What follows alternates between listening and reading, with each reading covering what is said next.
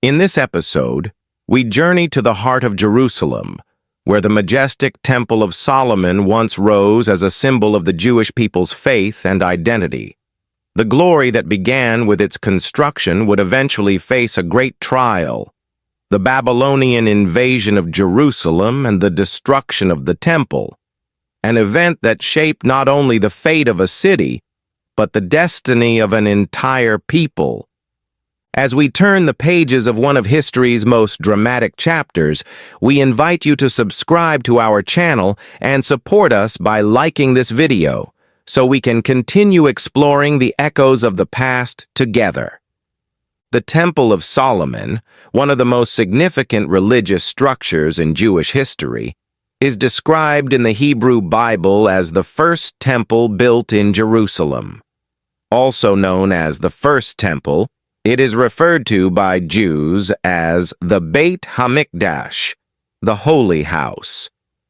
It is believed to have been constructed in the 10th century BCE by King Solomon of Israel.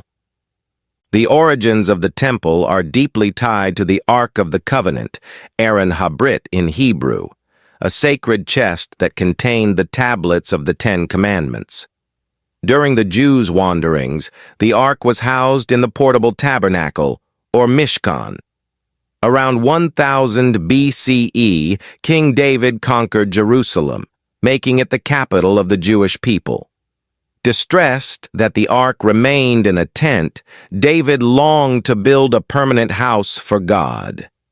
Yet according to the Hebrew Bible, God denied him this honor because of his many battles and acts of bloodshed, assigning the task instead to his son, Solomon. David chose Mount Moriah, today's Temple Mount, as the sacred site, gathered materials and entrusted the plans to Solomon.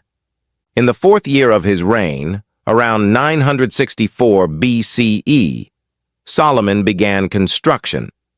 The Hebrew Bible states that this took place 480 years after the Exodus from Egypt. The work lasted 7 years, and by 957 BCE, the temple was completed. Architecturally, it was a marvel of its time, influenced by Phoenician design. The cedar wood came from King Hiram of Tyre, who also sent skilled artisans, including the famed craftsman Hiram Abif.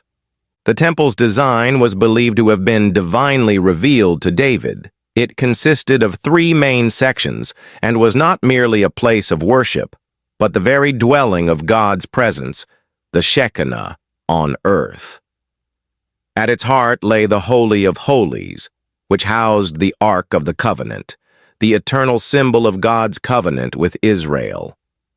Daily offerings were made at the temple, with special sacrifices on Sabbaths and festivals. The Levites sang psalms during the rituals. The temple thus anchored Jewish worship in a system centered on sacrifice and divine presence.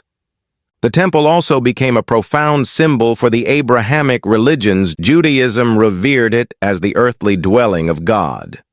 After its destruction, Jewish worship transformed into a synagogue-based practice, yet the hope of a future Third Temple remains a cornerstone of messianic belief.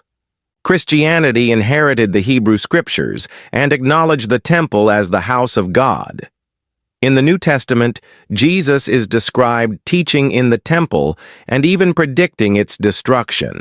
Many Christians view Christ himself as the new temple, a spiritual center replacing the physical one. Some Christian groups, particularly evangelicals, see the rebuilding of the temple as a sign of the end times. Islam refers to it as Beit al-Maqdis, the Holy House. The Temple Mount holds immense sanctity, being the site of the Dome of the Rock and Al-Aqsa Mosque.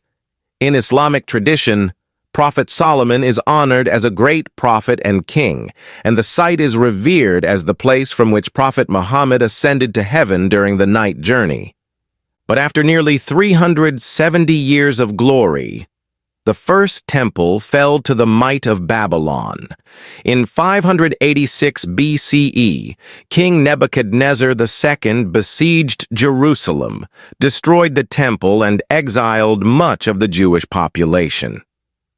70 years later, in 538 BCE, the Persian king Cyrus the Great allowed the Jews to return.